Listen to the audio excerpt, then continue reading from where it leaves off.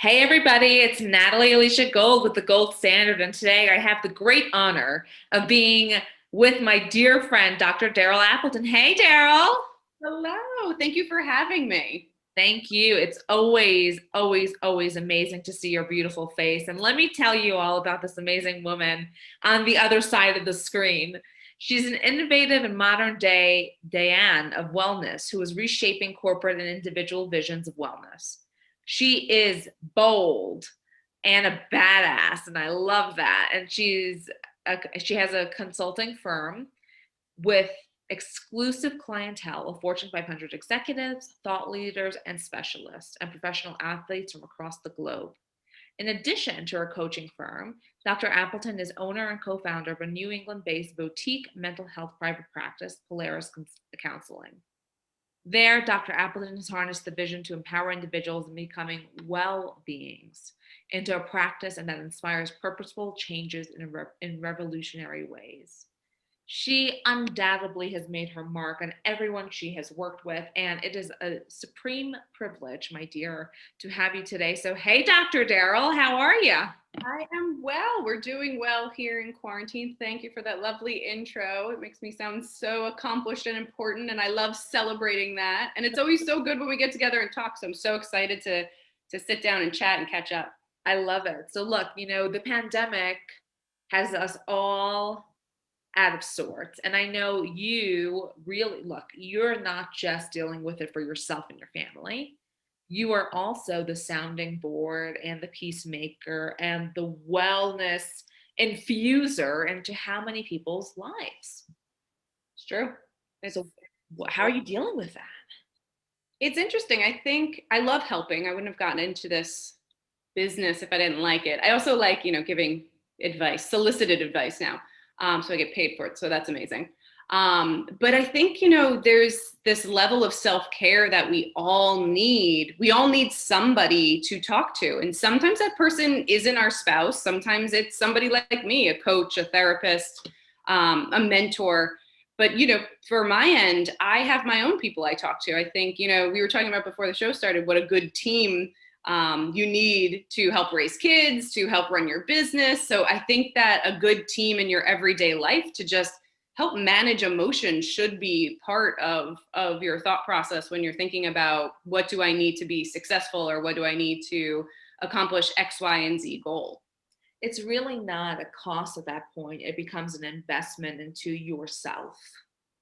Totally. I would argue that you're going to lose money at some point if you don't invest in it. So, what are the things that common themes that people are working through during this time? Well, that is an interesting question. I've seen tons of anxiety, tons of depression across the board, from my executives to parents. Everybody is just trying to find, and I hate that word, the new normal, but they're trying to find it. They're trying to literally survive right now. So I think we're starting to see this shift as we're moving into, closing up Q3. We're moving into, prepping for a new year. Everybody's hopefully getting more excited about that, of how do we now thrive, because we survived for the last 7+ months. But a lot of people are just feeling burnt out and overwhelmed. And it's really unfortunate because it's impacting the way that they do business and the way they raise their kids and the way that they interact with their significant others. So I think everybody is feeling a little bit of this edge to life that wasn't necessarily there before. It's really, if I'm going to quote my favorite Disney movie, which is right now Frozen 2, right? No. And it's when Elsa's going into the unknown. And we're all in the unknown right now. Exactly. It freaks people out. People like a plan. People like to know what happens next. But I always say to my clients, if you knew and weren't happy with the answer and you knew you couldn't change it, you would hate that even more.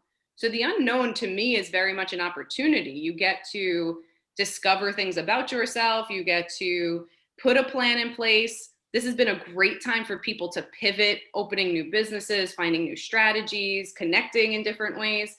So I think seeing the unknown through a different lens is also incredibly important for people who are just kind of struggling with maintaining and asking themselves, where do I go from here? I think the only constant in life is change. So this is a huge, unprecedented change, no doubt. But I Right. gotta tell you, I've never been busier and I've never been more efficient in my work. Right. So you've had to kind of prune and hone your skills to see what works and what doesn't. And you get rid of all of that, hopefully, they'll get rid of all that busy work or that unproductive habits to make you efficient. Because I'm sure you're home juggling a million things yourself. So, Daryl, for those people who are like, okay, I've been working this job or I have this business and it just is not filling my cup anymore, or it's just not existent anymore, not by their choosing. Hmm. What are the questions we can ask ourselves to understand what is next? Mm. I think for people in group A, the question is, why are you staying somewhere you hate? Like, why? That would be my first question. What is keeping you there? And 9 times out of 10, it's fear of the unknown, yet again. So I think really exploring that and what that looks like. For people in group B of kind of being forced out and having to now change, I would ask them, what do you want to do? You have this opportunity to start anew. And don't get me wrong, the perfect job isn't out there for you to just pick up with no skills, no background in it, whatever. But if you want to design video games, then go be an office administrator at a company that does that and start to get to know the business from the ground floor up. It might not be the job you want, but maybe you're in the industry you want and you can maneuver from there. So there's definitely ways to work smarter and not harder, especially if you're starting anew. Now, I completely understand people need to feed their families, they need to get money in the bank and food on the table. Part of this too is there's a choice of doing something that inspires you some way, somehow, because work will always pay you. Go somewhere that has a good culture, that has good reputation. Google in your area best places to work. I think that's really healthy, where other people have recognized that this company does a great job taking care of their employees. So there's a way to do it where you can get the best of both worlds of trying to figure it out, but figuring it out in a new environment that makes you excited and hopefully allows you to grow and thrive. What I love about, I love a few things, but something that you mentioned was in your area. Now, I also, it's so funny because I was a New York, LA girl, and all of a sudden I'm in the mountains in Colorado, and it's like in this world that we live in, where you are really doesn't matter. So you Right. might as well be in a place that's better for your family. Right. Are you finding that a lot of people are moving, or is there still that fear of at least this is what I know, even if it's not great? A ton of my New York clients, as I'm sure it was a ton of your clients and friends and people, they're out of New York City. Yeah. People are starting to look for more suburbs or school districts in towns that have better quality of life, lower taxes. Because you're absolutely right. With this virtual world, we are not bound to a commute necessarily. I've seen people hesitant to move because I think their jobs haven't necessarily rolled out their strategic plan of, are we returning back to the office? Are we not? So I think people are waiting for that. And the second these big, massive companies like Amex or Google or whatever start saying like, yeah, no, we're 100% working from home, you're going to see people going to really great places like the mountains of Colorado to get some fresh air and get out of the city and give their children or their themselves just a different environment to be in that makes them happy. When you're working at home, it's a very different thing. I mean, both of us are self-employed. So we've had to find that inner boss to badass boss ourselves some days when we don't feel like it. Right. How are people, with this shift and they're not seeing the boss looking over their shoulder and they're not having conversations at the so-called water cooler? How do they find the motivation to do it every day? Some people don't. And I think those people definitely have felt this and are struggling. Some people are just self-starters. When we look at motivation from an academic standpoint, there's no real clear, definitive answer on how to harness it, how to make more of it. Lots of studies link back to resilience. And I would argue that at the core of resilience is your support system.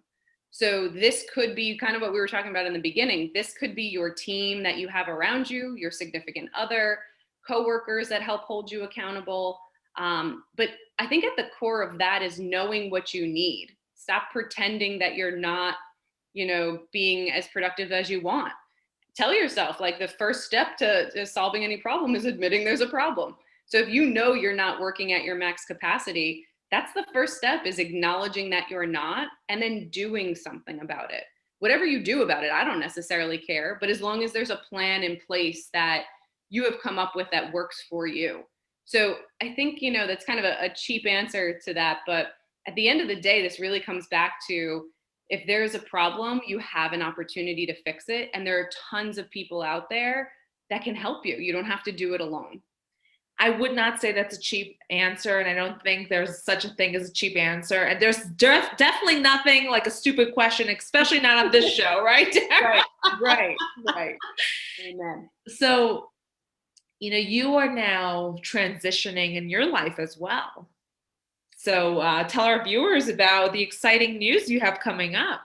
So, it's so cool being in business and helping people. And recently we were kind of thrown through a loop that we're pregnant with twins, which Congratulations.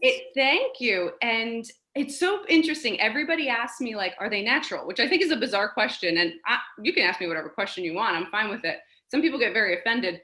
But to answer that to everybody that's asking themselves, yes, they're natural. All babies are, but we were very surprised. My dad is a twin, so we shouldn't have been that surprised.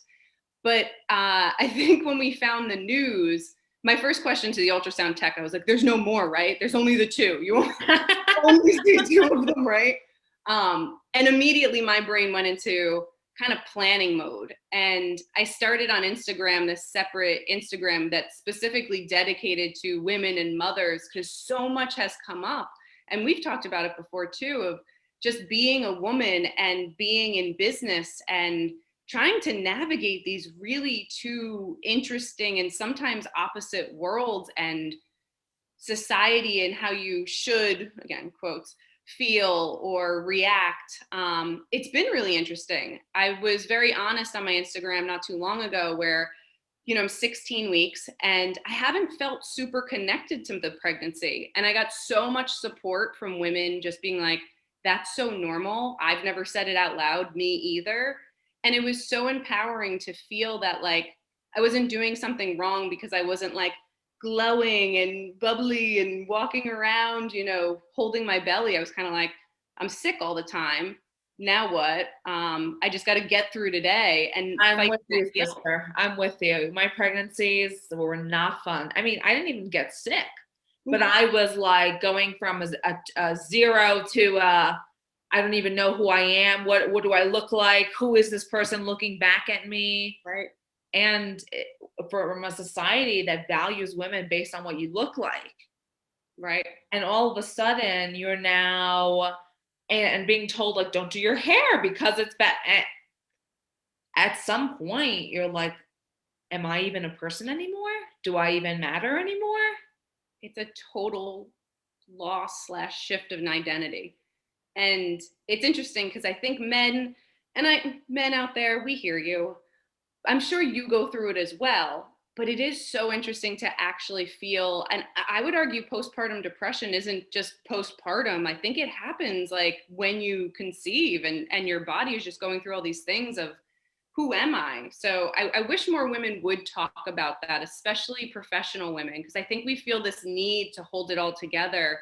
And I don't know if you felt this, but I felt, very scared that my clients would see me differently. Like I would not be as effective or as efficient. Not only that, I had to return a 5-figure fee because I moved from New York and I'm now a mom, so I'm clearly not as competent anymore. That's so crazy. Yeah. But you know what? I happily wrote the check because I only work with clients who know the value and want to work with me. I love And that. it's funny because today in a virtual world, no one is seeing you in person. Right. But Right. and that really took a lot out of me. It'll be interesting, and you and I talked about this before too, of just how many women have to give up their jobs because they are the primary caregiver, because they haven't put that team together, or potentially don't have the resources to put that care team together for their children, which is incredibly difficult. So I think the pandemic has been especially challenging for women who have gone to school forever or have worked their asses off trying to climb the ladder or find a place they really love, only to be kind of forced out or feel like they have to choose, which I think is terrible. And where are the student loan payments getting eradicated? Right? I mean, this is the problems in our society that, and I've said this in my book, Money Mama, you are an empowered woman until you become a mom. And then why are you going back to work? And if you don't go back to work, why did you go through all that school? You can't win. And Daryl, I am committed to changing that in our lifetimes. And I know you are as well. That's why I love you. I Okay. adore that because it's so important. And I think, for the men out there listening, it's important that you're allies in this. And it's important that you're part of this conversation. And to be fair, so many men are stepping up and helping way more than, at least from the Italian Jersey generation of men. Like, I don't think my dad knows how to change a diaper. Um, just going from being sole provider of here's the money to actually helping. And I think that's going to be a big part of men stepping up and continuing to be allies in that caregiving space. So we need you, men. And yesterday, my dear friend Regina Lark, she's a PhD and she's putting out a book on emotional labor. Love that. And it's the unspoken, right? It's beyond just who is washing the dishes, but it's, does mom or wife in the scenario have to also then hold everyone accountable and take on that managerial role and hold it on herself at all times, besides the regular career and full-time teacher she now is and full-time house cleaner? Mm-hmm. It's amazing. And I would argue in partnerships, whether they're, whatever on the spectrum, somebody takes on that role. Yeah. Somebody somewhere somehow takes on that role. And if you don't work on it, you'll become resentful. Which I suppose, I argue I'm biased. Everyone should have somebody to talk to about their relationship as well as their feelings, whether it's a couples counselor, again, your own counselor, coach, because it's important to get it out. It just poisons you from the inside out when you don't talk about things that bother you. And environment is so important. I mean, we literally through the pandemic went from our Santa Monica home. We had just lived in New York. Mm. We were 8.5 months pregnant, moved back to LA because I loved my obstetrician there. Mm-hmm. Thank God we did, because who would have known about COVID? Had our daughter December 29th. I was home before the new year. 3 months later, we're in Carmel at, my husband's grandparents' former place. With his sister and her family, and we don't necessarily jive in our theories of how we raise our kids, or Sure. that kind of blew up in our face. And back to Santa Monica, alone with the kids and no help in sight because of the fear of the pandemic, and in a condo building right by the beach. But who's using it if you're Right. not leaving the condo with two little kids? Right. But we tried until we got it right, and now this Colorado move has been the third in a few months. Wow. But we finally, I feel, have like a pH level of stability, and it means a world of difference to me and my husband and our family. And you're hitting on something that's scientific. When you look at Maslow's hierarchy of needs in this like pyramid, at the core is basic needs, food, water, shelter. But the next level up is safety. And I would argue for some people that very much means physical safety. They're in an unsafe place or with an unsafe partner. For other people, safety means sometimes my in-laws, sometimes not feeling judged by the moms at school. This could very well be pandemic stuff. Because then as you climb this ladder of Maslow's hierarchy of needs, then you have love and belonging, self-esteem, and then self-actualization, which is being all you could be, whether that's work, whether that's family raising, whether that's empowerment of self. So you're absolutely right. I think environment is something we don't necessarily take as a variable when we should definitely be looking at that because it matters. I so it's so funny. I don't watch TV at all, but recently we downloaded on Amazon Prime Gaia, however you say the. So all we've been watching, or me, is kind of these thought provoking, like, what do we at? Who are we actually? Are we actually this living life? Does it past life? I mean, to me, this is like me. I'm a fish in water when I listen to this. Well, your lawyer brain is probably freaking out. I detest that lawyer brain. I think that's like, I just am like totally a spiritual, person who happens to do, I hope, great legal work for people, because to me, that's back to your point of safety. It's the necessary precautions we take to be able to live a life and not have to worry. Right. But, speaking of environment, there was something that spoke about even like taking your shoes off in nature and grounding and being in the sun without sunscreen on for not an hour or 2 hours, for 20 minutes. Right. And what that does to recharge the body. Mm-hmm. It was amazing to me. And I mean, it's everything we know, right? Like back in my 20s, when I was going to Miami and sitting in the sun, I'm the happiest person on the planet. Right. So all this stuff, we make it so complicated, everything. It's really quite simple. And that's that emotional labor. We add on extra steps when sometimes simple is best. And you're absolutely right. This whole connecting to nature, it's studied. We see it. I tell my people who are clinically depressed, go and plant something. Put your hands literally in dirt, because there's so much research about connecting to, whether it's biomagnetism of the earth or, whatever you want to call it.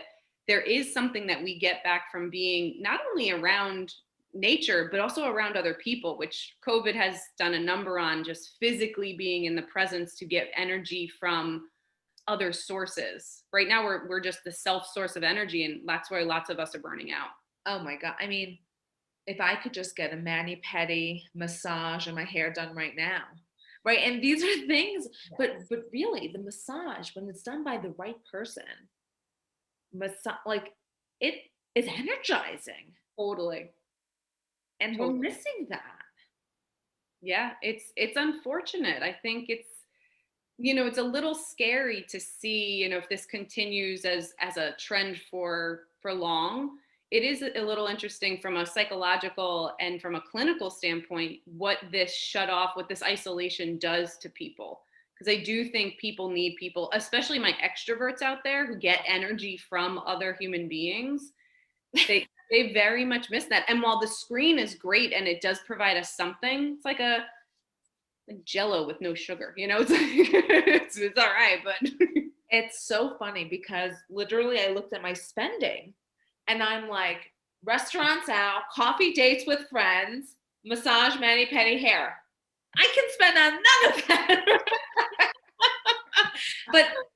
But really, and I've had this conversation with quite a few people, and they're like, we can't believe how much money we're saving. Yeah. Which is pretty, if we're trying to look for silver linings, it's how much do we really spend on these things when what we're trying to get from the going out to a restaurant with friends is breaking bread and just talking with people you love. I wish we could do something in the middle, which is come over to my house and let's do that. Right. But it's just a different time. Daryl, as you're speaking, I'm almost thinking the future of tomorrow is 200-person communities where there's one lawyer, one doctor, one massage therapist, one, because otherwise what are we going to do if this continues for 2, 3, or 4 years? It's a valuable question, and I have faith in human beings that will figure it out. You know, I do have hope. I think we've been resilient throughout the years of figuring things out. But I think you're right. I think it's going to be getting creative. It's going to be asking ourselves, like, what do we need? Who are we? These very existential questions, but necessary. And then putting a plan in place to execute them. And families can do that right now. But they got to communicate and they got to talk and they have to ask themselves the right questions. Yeah, absolutely. So, Daryl, with all the beautiful work you do in the world, I always ask my guests, what is your big why? Oh, I love that. My big why. I think, you know, our job is to leave the world a little bit better than when we found it. And I know that's been said by other people, but I truly believe it. If we're not doing anything with our lives of any impact, and we don't need to, you know, move millions, but even the people around us, I argue, what's the point? I think there's something about spiritual wellness, the big picture of why am I here? And I think that part of this is, again, to help people navigate through complex feelings like depression, anxiety, burnout, and giving them a new language and a new lens to speak and to see it through. So I think that's my why, is to help people translate very complex emotions and feelings into tangible steps that they can take to make their lives better and to hopefully pass that on to the next person and end some of these generational cycles that we see. Beautiful. So, you and I are sisters in what we're doing from different lenses. We're making generational impact. My soul sister over there in the mountains. A Yes. soul sister. Absolutely. And let me tell you, darling, if you need any help with ensuring that your husband understands the need for a nanny and to worship the ground that you walk on, you know who to call. Trust and believe you are the first call. And for everyone else out there, send prayers and nannies. And You'll be an amazing mom. And what you will do for your kids, God willing, will be a beautiful gift in and of itself. I appreciate that. And I look forward to talking to you more about motherhood and business. And as I evolve, hopefully I will gain more knowledge and be able to spread that to others with the similar questions like we have. I love it. I love Daryl. Always a pleasure. Take care of yourself.